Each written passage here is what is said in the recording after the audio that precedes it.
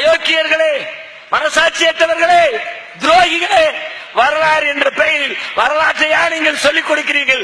கதைகளை, கற்பனைகளை, உங்களுடைய சாதி வெறியை, மத வெறியை வரலாறு என்ற பெயரால் படித்துக் கொடுத்துக் கொண்டிருக்கிறீர்கள்.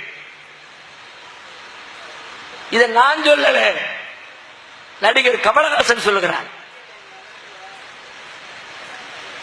அதுக்காண்டி என் கருத்து அது இல்லைன்னு நினைச்சுக்காதீங்க. என் கருத்து அதுதான், நம்ம கருத்து அதுதான். கூடுதல் ஆதாரத்துக்கு சொல்றேன். கமலஹாசன் அவரு மற்ற நடிகர்களோடு ஒப்பிடும் பொழுது இந்த வரலாறு இந்த மாதிரி செய்திகள் கொஞ்சம் தெரிஞ்சிருக்கிற ஆளு. அதுக்காண்டி அவருக்கு சர்டிபிகேட் கொடுத்தோம், அவர் படத்தை பாருங்க அப்படி எடுத்துக்காதீங்க.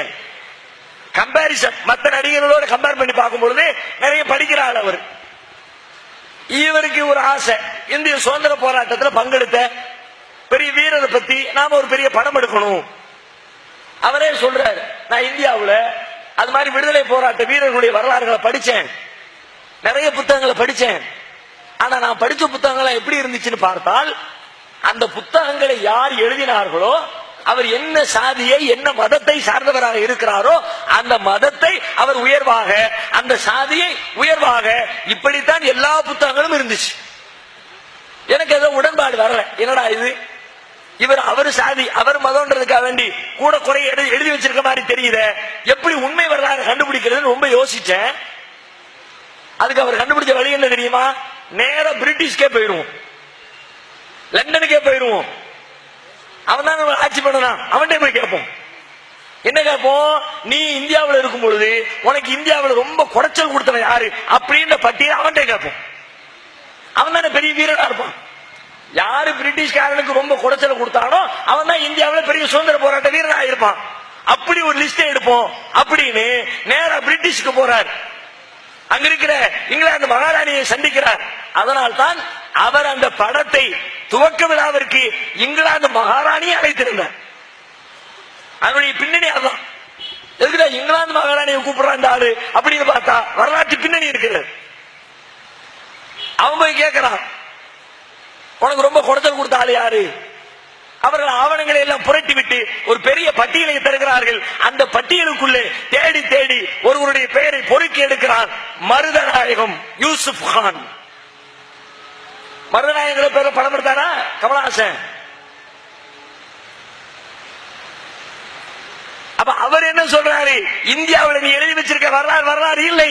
வரலாறு என்ற பெயரால் சாதி வெறியை, மத வெறியை, உன் இனத்தின் பெருமைகளை எழுதியிருக்கிறாய். உண்மை வரலாறு அல்ல. மருதநாயகத்தினுடைய வரலாறு சொல்லப்பட்டதா? தேடி துளாவி ஆங்கிலேயரிடமே கேட்டு அவர்களே வெறுத்து போகிற அளவிற்கு ஒருவன் வாழ் மறிந்திருக்கிறானே, அந்த மறித்து போன வீரனை பற்றி நீங்கள் எத்தனை வரிகள் சொல்லிக் கொடுத்திருக்கிறீர்கள்? சொல்லுங்கள் பார்க்கலாம். மருதநாயகம் கான் சாஹிப் யூசுப் கான் பல்வேறு பெயர்களில் அழைக்கப்படுகிறான். எந்த அளவிற்கு அவன் ஆங்கிலேயர்களுக்கு சிம்ம சொப்பனமாக திகழ்ந்தான் என்றால், பல்வேறு போராட்டங்களில் அவனை ஜெயிக்க முடியாமல் கடைசியிலே ஒரு நாள் அவன் தொழுது கொண்டிருக்கிறான். அவனுடைய மெய் காப்பாளர்களை விலை கொடுத்து வாங்கி ஆங்கிலேய அரசு தொழுது கொண்டிருக்கிற பொழுது அவனை கைது செய்கிறது.